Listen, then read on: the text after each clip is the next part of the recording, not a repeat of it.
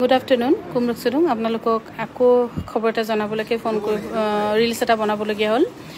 আমাৰ যেটো 7002708933 এই নম্বৰটো আছিল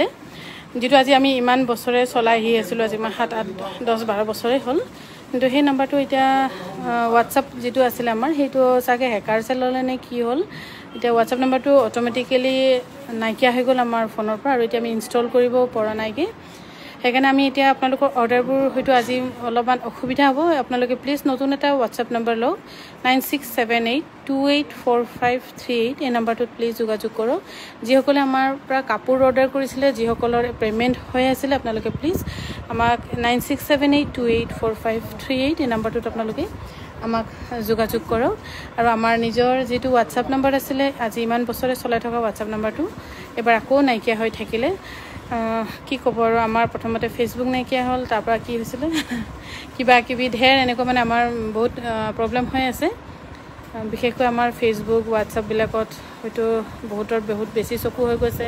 কিবা হেৰি হৈছে হেতু কাৰণে মানে বহুত বেছিভাগ হেকাৰছৰ লগতে গুছি গৈছে আমাৰ গোটেইখিনি হেৰি